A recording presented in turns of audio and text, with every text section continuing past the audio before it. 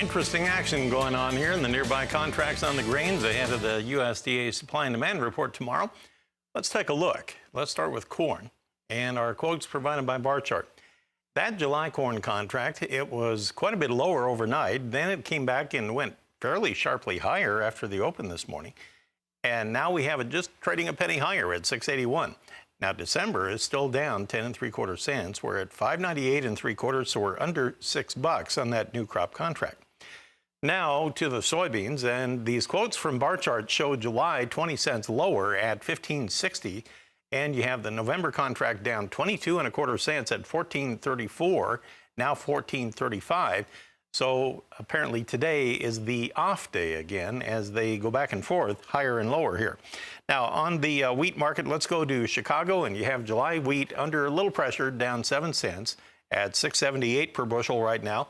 That would be within a nickel of our low of the day, but off of our high by 8 cents. Now, Kansas City July is down 5.5 cents at 6.27. And Minneapolis spring wheat trade is currently trading on July 21 cents lower at 7.50 1/4. It rebounded after the open and then sold off again. Cotton right now has been a different story today. It's still up 62 points on July at 85.76 cents per pound. December up 53. Todd Bubba Horowitz is with us now. He's from Chicago. He has a company called BubbaTrading.com. You need to check that out. And Todd, as you look at the market action today, it's like herding cats. Kind of hard to make sense out of that, isn't it, ahead of the report tomorrow?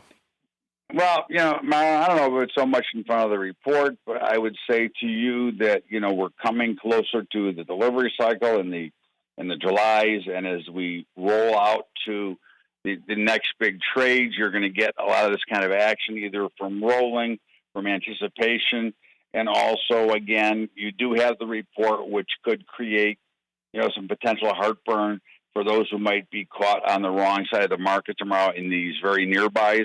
But you expect this kind of action in the nearbys because that's basically, the end of the cycle, and they become much more volatile. So we've got much higher prices and much more volatility because the higher prices and now throw in the delivery cycle, and it makes it even a little bit nuttier. And that's usually pretty typical around this time. So not unexpected. I mean, we see the deferreds are lower, but of course they were higher, and they're bouncing back and forth. And I expect them they're certainly in an uptrend, and we would expect them to go much higher as time rolls on.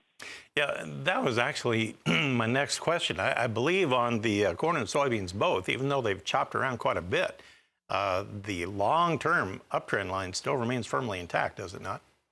Oh, 100%. I mean, these are very, very strong markets right now, and should go significantly higher. I think you could see a very, very big rally. And again, I said this before, we thought beans would be out of the teens, but I don't think it'd be the downside. I think it'd be the upside. So I think there's a chance. I don't make big predictions, but certainly from everything I'm doing and looking at, the rally should continue, which means that it will fuel itself, and demand should continue to pick up. So everything looks really positive going forward for the grain markets. Well, thank you, Todd. Appreciate the time. Todd Bubba Horowitz of BubbaTrading.com in Chicago. We'll be back in just a moment. We'll dive into our livestock trade next.